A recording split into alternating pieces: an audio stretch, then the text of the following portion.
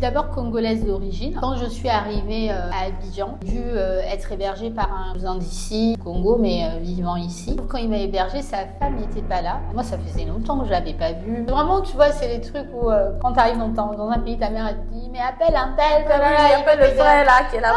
Voilà, je me suis retrouvée dans ça. Un soir, je dormais paisiblement. Une chambre qui m'était allouée. Et en fait, j'ai senti genre une chaleur derrière moi. Sauf qu'on est il y a que nous deux dans la maison là. Et puis il me dit non, t'inquiète, je vais y aller doucement. Le cousin. Et le gars là, il est derrière moi. Grand comme il est, on est seul dans la maison là. Déjà, qui va me croire? Connaissant même la famille là, qui va me croire si je dis que ça là, ça va arriver? Il était déjà là, donc en fait, j'étais juste en pleurs parce que j'étais en mode, en fait, qu'est-ce qui vient de m'arriver? Dans un endroit où je pensais que j'étais en sécurité, oui, chez la famille, la valise, je l'ai portée doucement et je suis sortie ce jour-là.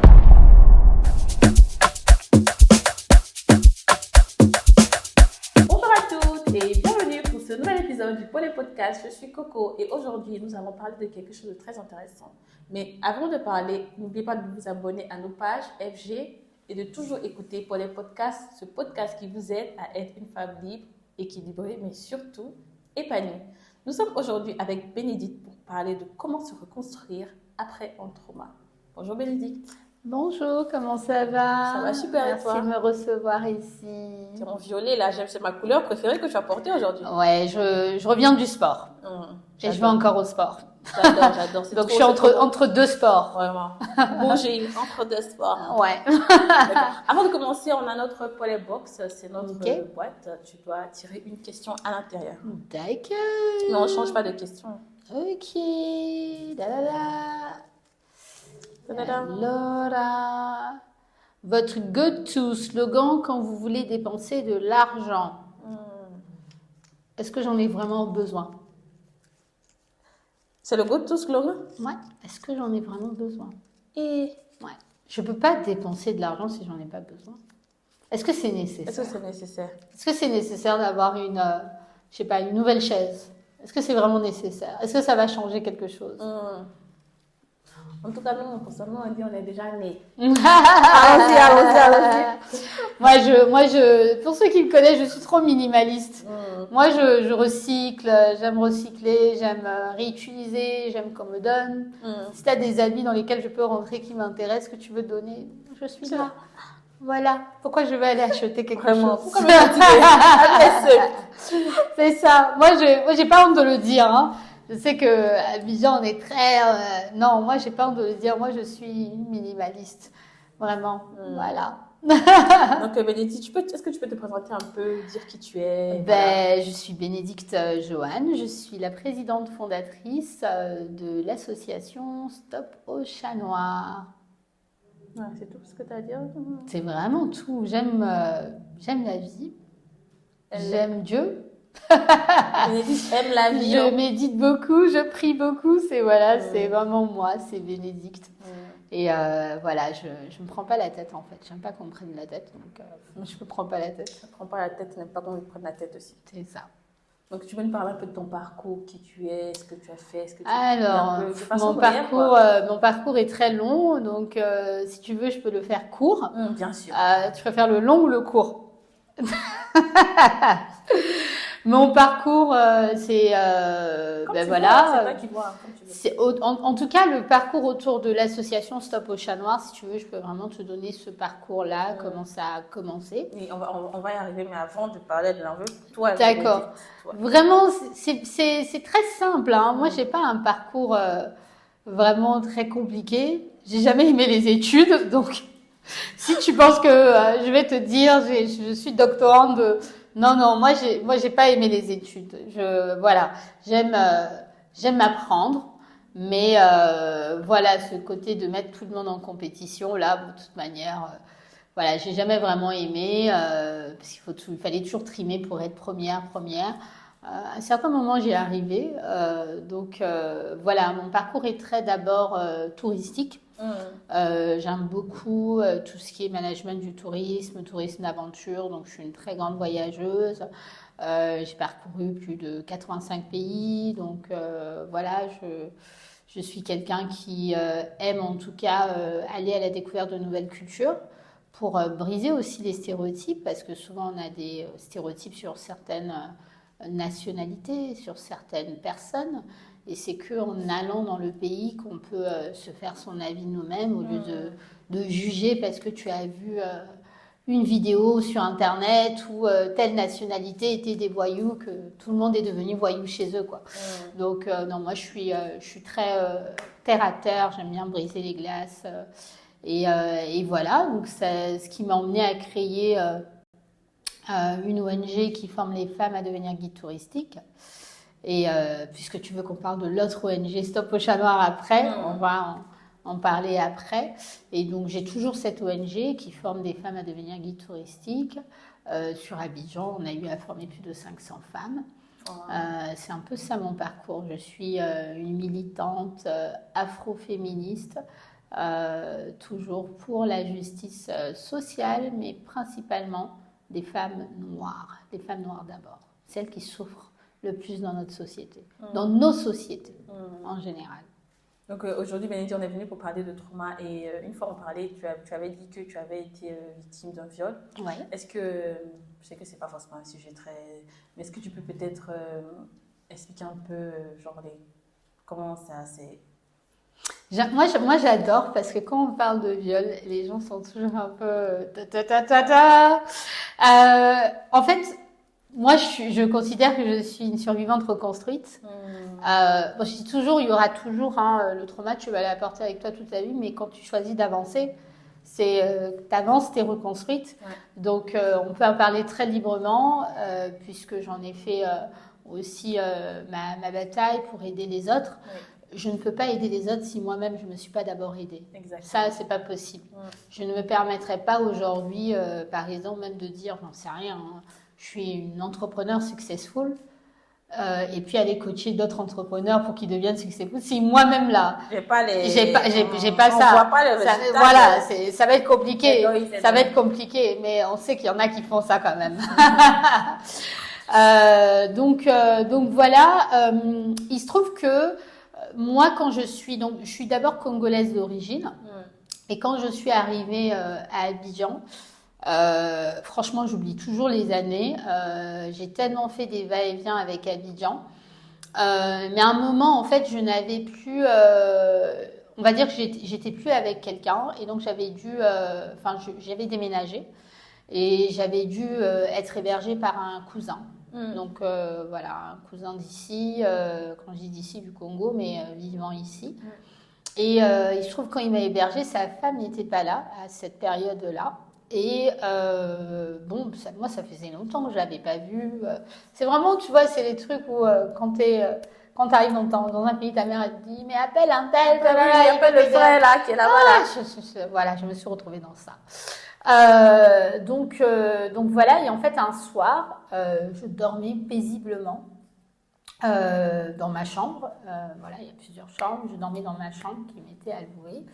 Et en fait, j'ai senti une chaleur derrière moi. Et c'était très bizarre parce qu'en fait, tu sais, quand t'es dans tes rêves, tu t'attends pas à ce que quelque chose. Mais des fois, quand t'es dans tes rêves, tu penses que c'est ton rêve en fait. C'est pas vrai. Sauf que là, la réalité te rattrape. Tu dis non, il y a vraiment quelqu'un qui est en train de me toucher, qui est derrière moi, quoi. Donc en fait, je sens que vraiment il y a une chaleur derrière moi. Sauf il y a que nous deux dans la maison là. Donc il y a que lui. Et puis, il est très grand de taille. Donc, vraiment, j'ai senti que c'était une grande personne, que j'ai senti que c'était un homme. Et puis, il me dit, non, t'inquiète, je vais y aller doucement. Quelque chose comme ça. Le cousin.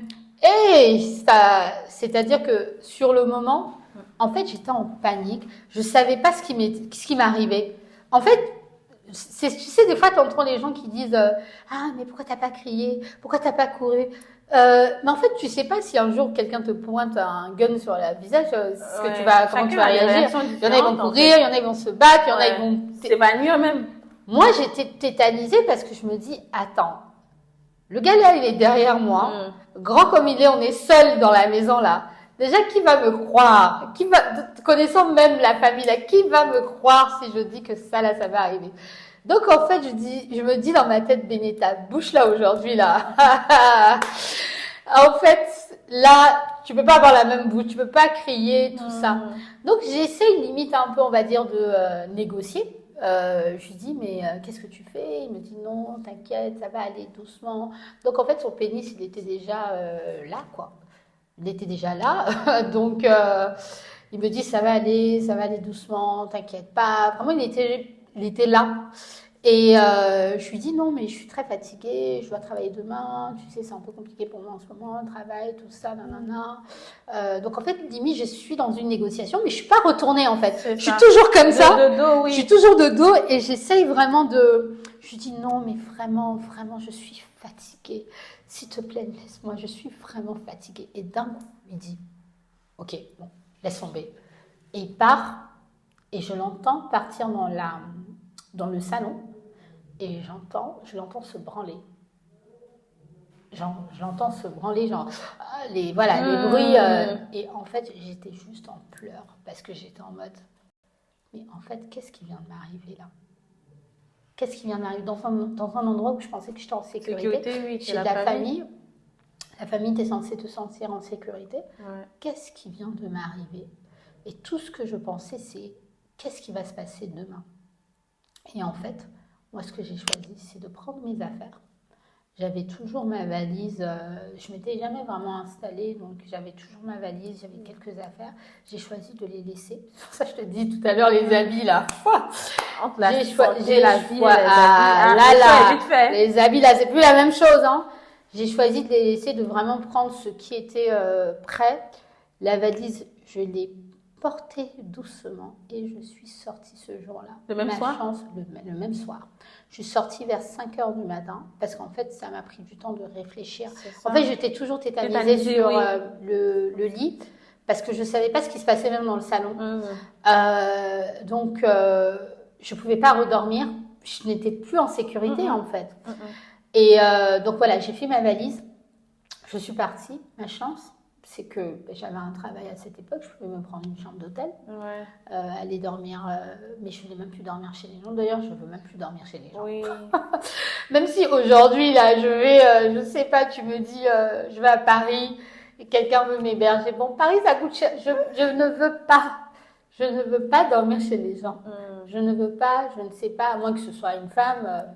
Voilà, mais ça m'a vraiment détruite. Ça m'a vraiment, ouais. En fait, j'en ai pas parlé directement parce que je ne savais pas ce qui se passait et je me suis retrouvée soudainement dans une position où moi, ce que je défends souvent, je n'arrivais plus à en parler.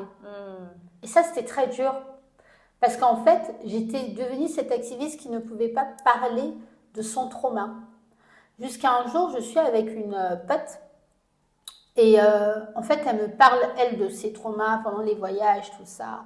Donc, si on parle, je lui dis, d'ailleurs, tu sais, je suis à Abidjan en ce moment, voilà ce qui s'est passé et tout.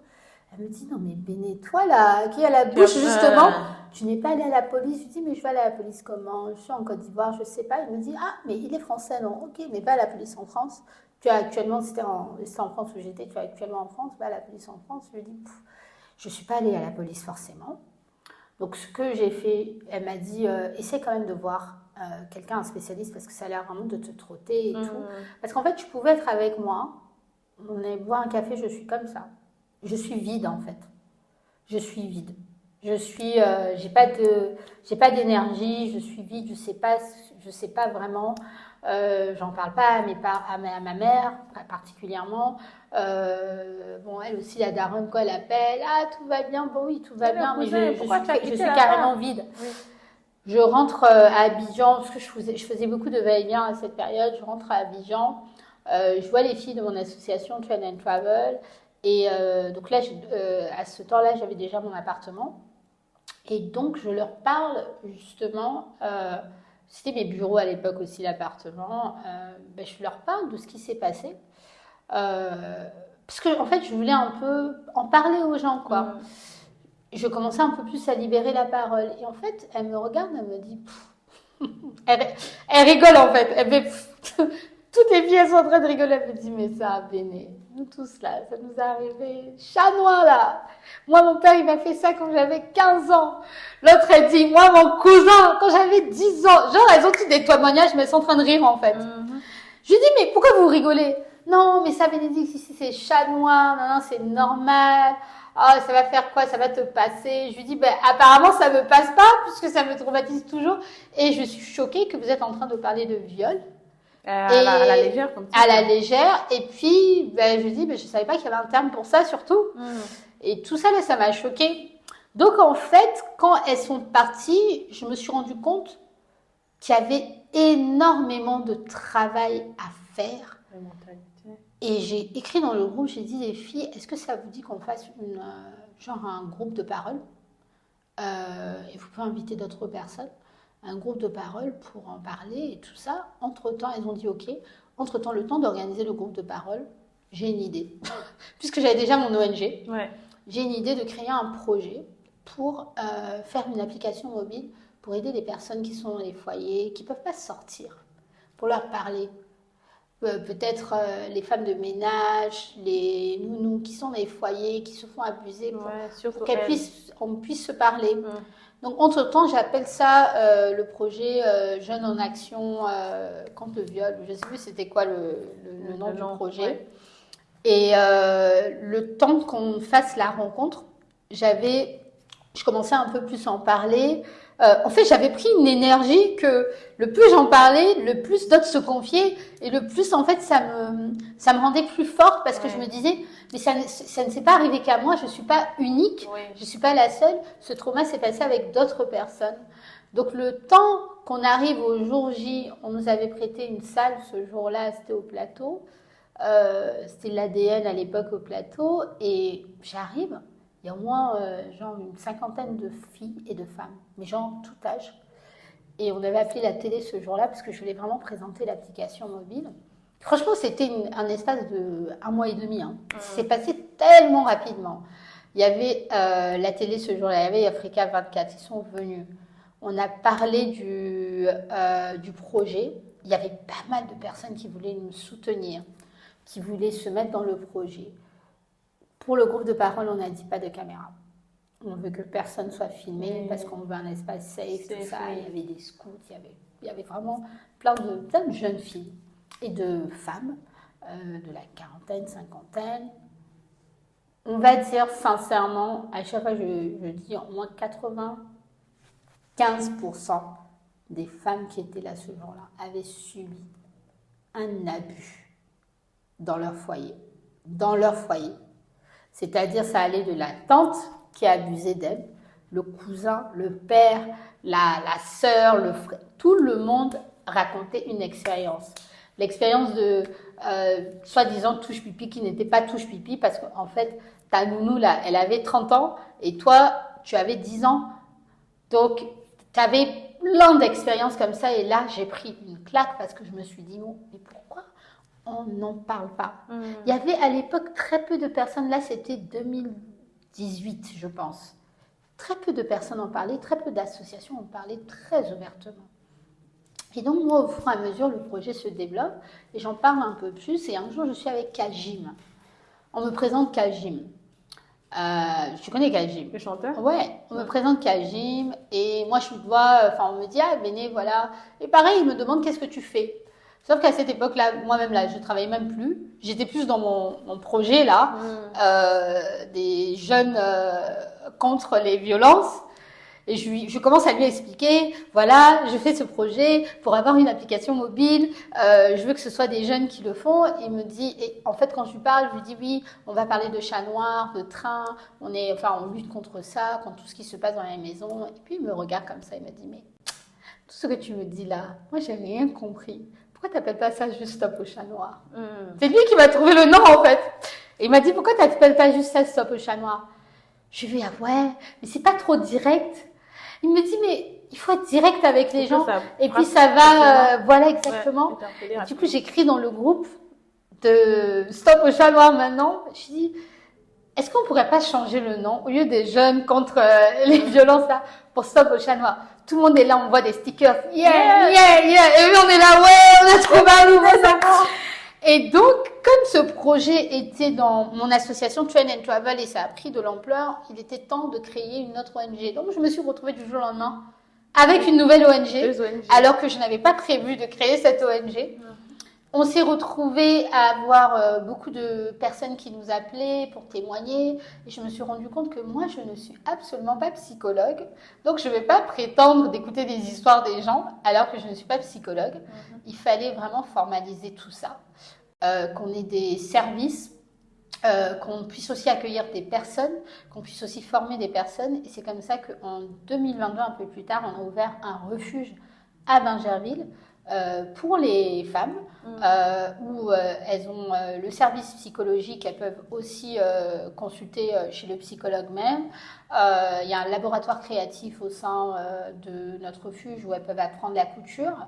On fait aussi menuiserie. Il y a un dortoir. Alors, culturellement, les gens n'aiment pas être hébergés, mais c'est bien d'avoir un dortoir, on ne sait jamais, dortoir d'urgence, au cas où. Ça a pris juste une ampleur à laquelle je ne m'attendais pas. Le truc, c'est que l'associatif, moi, je ne peux pas travailler pour mon association parce que par mesure de transparence. Donc, je consulte de temps en temps pour mon association, mais je suis aussi la présidente de mon association. Mais moi, à côté, je dois travailler. Donc, je travaille à côté, je fais des consultances. Généralement, je fais des consultances en diversité, égalité et inclusion. Et voilà, en fait, l'association s'est transformée petit à petit. Là, on est en plein dedans. On a besoin toujours de fonds, d'argent pour aider les personnes qu'on aide. C'est très dur d'aider les personnes. Les personnes attendent souvent beaucoup de toi. Et souvent, toi, tu n'es plus là pour écouter. Moi, je ne suis pas à un stade où je peux écouter les histoires de quelqu'un. Tout le temps, Je pense que c'est des professionnels qui devraient le faire. Et c'est pour ça qu'on avait vraiment formalisé Stop au chat noir. Moi-même, donc à cette époque, j'avais rencontré une art thérapeute. C'est comme ça que j'ai appris à me soigner. Je ne voulais pas voir de psychologue. J'avais moi aussi des stéréotypes sur les psychologues. Et j'étais persuadée que si je voyais un psychologue, c'est que j'avais un problème. Maintenant, c'est très facile de dire à quelqu'un, si on boit un café ensemble, je dis, écoute, je dois aller au rendez-vous avec mon psy. Tu vas pas me regarder mal. Parce que nous tous, on a besoin de psy. ChatGPT même, c'est devenu ton psy. Donc, ceux qui disaient qu'ils veulent pas voir les psys, dès que ChatGPT est arrivé là, ils veulent tous se confier à ChatGPT, toute leur vie se balade dessus. Donc, moi, c'était important. Donc, c'est pas un psy que j'ai vu. J'ai fait d'abord de l'art-thérapie. Donc, c'est du dessin et l'interprétation par le dessin. J'ai aussi commencé à méditer énormément. Je priais beaucoup plus. Mais surtout, je priais pour avoir la force de vivre pleinement mon moment présent. C'est-à-dire de toujours d'avoir cette gratitude, de me lever le matin, d'avoir un toit, être en bonne santé et pouvoir faire ce que j'aime.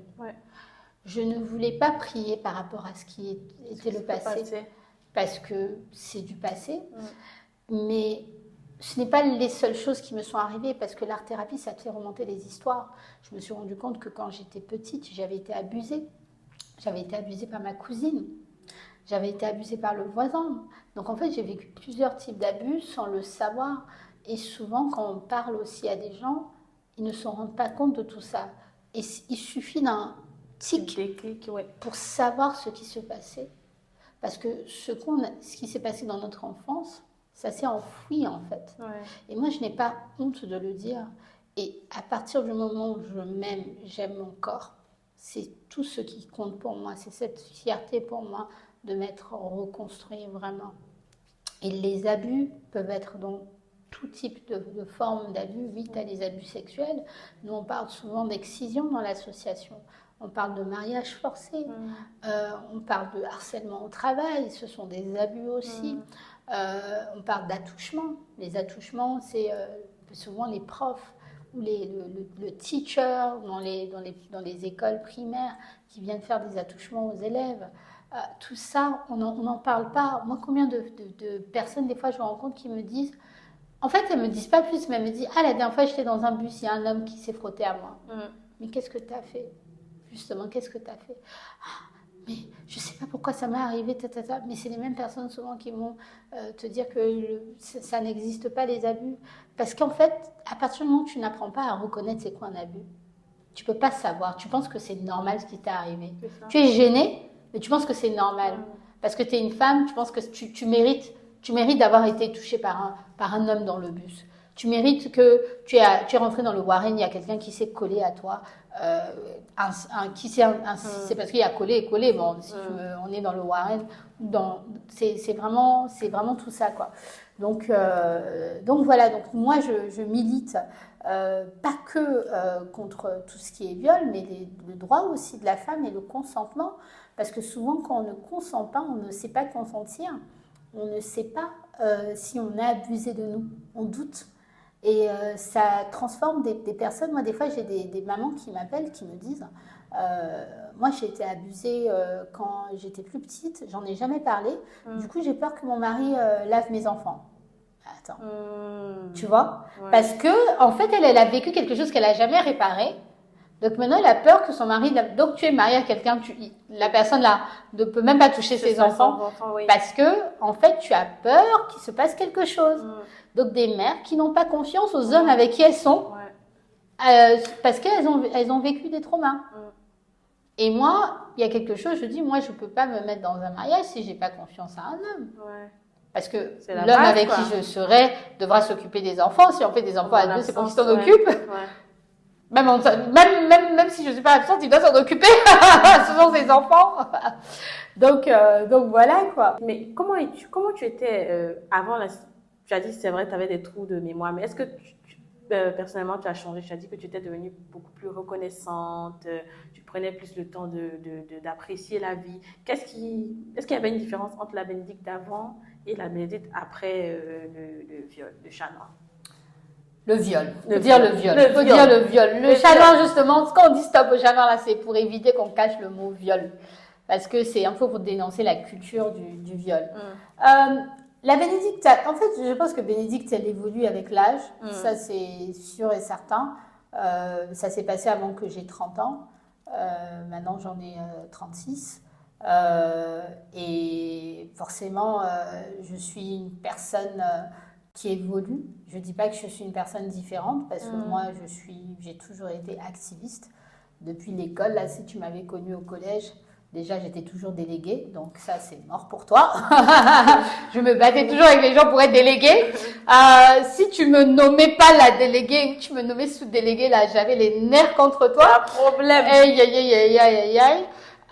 Au lycée, j'étais la représentante de tous les lycéens et lycéennes.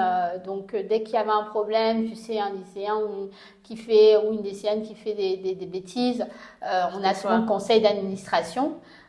Donc moi j'étais dans le conseil d'administration avec les professeurs et j'ai défendu tellement de personnes jusqu'à certains de mes potes aujourd'hui là, je leur dis toi on a failli t'expulser, c'est grâce à ma bouche là, si tu te souviens pas là, ok. Donc non, j'ai toujours été quelqu'un de très activiste, très justicière. Quand j'étais à l'université, moi je militais pour la justice pour les femmes de ménage de mon université, pour que leur salaire augmente. En fait, moi j'ai toujours été comme ça en fait. Moi tu peux pas faire quelque chose devant moi qui n'est pas juste et puis je vais pas parler. Je peux pas fermer ma bouche, c'est dur. C'est dur.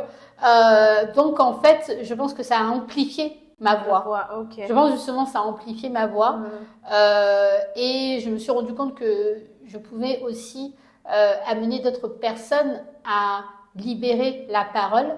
Donc c'est pour ça que j'en ai parlé et que je parlais même beaucoup plus d'autres expériences bizarres qui auraient pu m'arriver, même pendant mes voyages. Des fois, j'ai pu aussi me retrouver dans des situations où j'ai dormi chez des gens que je connaissais pas forcément et qui pouvaient essayer d'abuser de moi. Donc j'en parle aussi. Il y a aussi un très grand, quand je dis très grand, de ce qu'on appelle les solo woman travelers.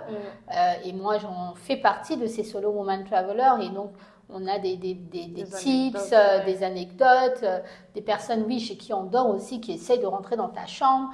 Moi aussi, j'ai eu ce genre d'histoire, mais c'est juste que j'en parlais pas de la même manière. Et c'est après, je me suis rendu compte, mais tout ça, ça m'est déjà arrivé. C'était pas en fait la première fois, on va dire, tu vois. Cette fois, c'était, je pense, la goutte de trop, parce que j'ai réagi, on va dire, en parlant au public. Mais donc voilà, où on se retrouve dans des situations très bizarres et où on a peur, on se dit mais comment on s'est retrouvé dans ces genres de situations? Mais en fait, tu apprends à ne pas t'en vouloir parce que c'est les autres qui ne vont pas bien. Moi, je vais pas, par exemple, m'interdire aujourd'hui d'aller courir dans Abidjan parce que il y a des gens qui peuvent m'agresser. Mais pourquoi les gens même pensent à agresser quelqu'un? Tu vois ce que je veux dire? Je ne veux pas m'interdire aujourd'hui de porter mon sac à main parce que quelqu'un peut venir l'arracher. Oui. Tu vois ce que je veux dire? Je dois vivre, je dois apprendre à vivre. Maintenant, si toi, là, tu es une mauvaise personne, tu veux venir attraper mon sac à main voler, mais ça là, c'est toi qui es mauvais. Mais je ne vais pas me mettre à m'interdire à faire des choses parce qu'il y a des mauvaises personnes autour de moi. Donc, le plus tu emmènes de la positivité, le plus aussi tu vas continuer à vivre. Et ça, c'est le mindset que tu dois avoir. Moi, je refuse de m'interdire des choses. Quand on dit, ouais, vous pouvez pas porter des jupes courtes parce qu'il faut faire attention, il y a quelqu'un qui peut vous violer. Mais attends, je veux pas m'interdire de vivre. On n'a qu'une seule vie, en fait. Si j'ai envie de porter la jupe violette, là, je vais la porter. Voilà. Tant que je ne suis pas en train de te tuer, je ne suis pas en train de te faire du mal, en tout cas, là, tu peux pas m'arrêter sur ça, quoi. Donc, vraiment, et j'ai choisi cette vie. Donc, voilà. Donc, mais après, à qui, si par exemple quelqu'un est victime d'abus, à qui se confier de prime abord? Des amis, la famille Alors, à qui s'ouvrir quand tu es victime d'abus, déjà si tu as un enfant et que ça se passe à la maison, il faut en parler à quelqu'un d'autre, peut-être un professeur, ton teacher ou quoi. Parce que quand c'est dans la maison, souvent malheureusement, conflit d'intérêt, c'est possible que la personne ne te croit pas, donc c'est le teacher qui pourra mieux en parler et alerter aussi les autorités, parce que généralement dans les écoles, il y a l'assistance sociale, donc c'est comme ça que ça va se gérer. Ça, c'est pour les enfants. Si aussi tu as peur d'en parler à ton teacher, là, il y a des numéros comme les nôtres. Au niveau de Stop au Chat Noir, vous pouvez télécharger l'application mobile Stop au Chat Noir. Donc, on est sur Google Play et sur Apple Store. Maintenant, si tu es une adulte ou un adulte, moi j'ai tendance à parler au féminin et au masculin parce que ça peut se passer dans plusieurs cas. Tu peux te confier à une amie de confiance qui tu sais qui ne va pas te juger, qui va te croire. Moi, c'est ce que j'ai fait. Je m'étais confiée à une amie qui m'a cru et qui m'a encouragée justement à voir quelqu'un, à aller à la police et tout ça. Donc vraiment, le conseil, c'est d'abord d'en parler. Si tu ne veux pas en parler à quelqu'un, appelle une association comme Stop au Chat Noir justement. Télécharge l'application mobile. On est aussi sur Facebook, Instagram. On est toujours connectés. En tout cas, là où je te parle, là, l'équipe, elle est là. Donc, ça, c'est les premiers pas à avoir parce que déjà, c'est ce courage-là. Si ça se passe sur le moment, tu vas directement à la police. N'attends pas le lendemain. Ne te lave pas parce qu'il faudra aller à l'hôpital, prendre les preuves et va à la police. N'attends pas. Va à la police. Ne te lave pas. Va à la police, va à l'hôpital. Et de là, les preuves vont être prises. Ça va être long. Au moins 24 heures. Tu peux rester 24 heures comme ça. C'est très dur, c'est très dur. Et de là, en fait, la police va s'en charger. Il y a beaucoup, surtout en tout cas dans Abidjan, aujourd'hui, la police est formée. Donc, c'est important aussi d'essayer de faire confiance. Il y a des points focaux qu'on appelle les points focaux VBG, où les personnes sont fermées et écoutées parce que pendant un moment, les gens ne nous écoutaient pas. Tu vas à la police, mais toi aussi. Mais c'est pour ça là, que tu viens. Voilà, c'est tout ça. Je ne dis pas que ça ne se passe plus, parce qu'il ne faut pas prendre mot par mot et puis tout le monde va à la police et puis qu'il y a quelque... Je dis juste qu'il y a des polices, des commissariats qui sont mieux formés, qui ont des points focaux VBG et où il y a des personnes qui sont prêtes à vous accompagner. Et si il y a quelqu'un qui ne veut pas prendre votre témoignage, vous nous appelez, parce que nous tous on les connaît. Donc vraiment en 2-2, on va gérer votre histoire. Donc voilà.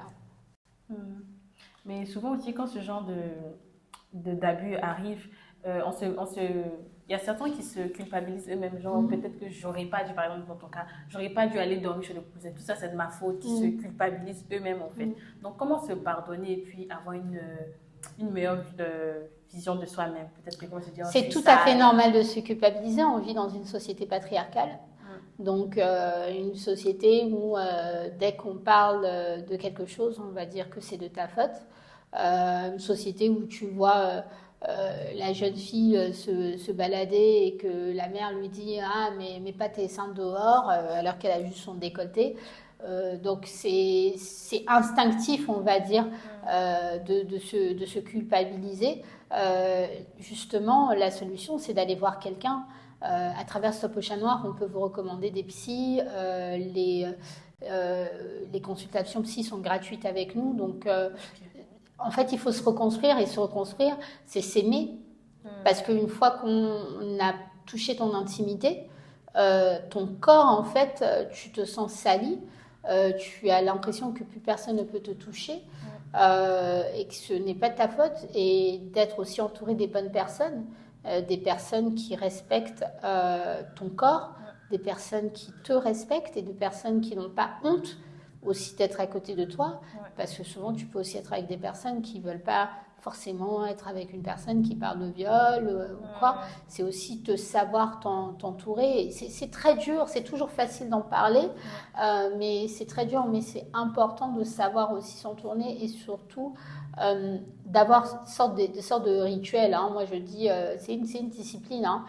Moi, le matin, je me lève, je fais toujours d'abord ma prière, même si c'est une petite prière, je médite au moins 20 minutes. Et puis là, je me permets de toucher mon téléphone. Donc, c'est une discipline qui te permet aussi de comprendre que la vie avance et qu'il faut vivre le présent moment. Ce qui s'est passé là, c'est du passé. Avance. Et tu vas voir que le chemin sera plus clair si tu avances. Avance, c'est ça. Avance.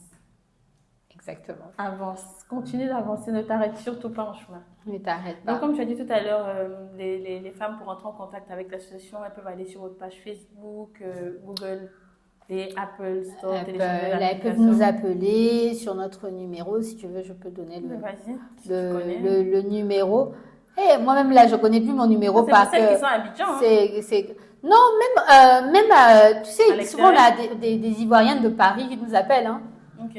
Parce que y a peut-être quelque chose qui s'est passé avec quelqu'un ici, même pendant leur jeunesse, des Ivoiriennes d'Europe qui nous appellent des fois. Donc nous, c'est le 07 77 77 79 07. Je ne sais même pas pourquoi je ne me souvenais plus de mon propre numéro. 07 77 77 79 07. On est disponible aussi sur WhatsApp si vous nous contactez. On est toujours là. On vous met aussi en relation avec les avocats. On sait que les avocats coûtent très cher et par nous, c'est gratuit. Donc voilà, il faut surtout avoir la force d'en parler.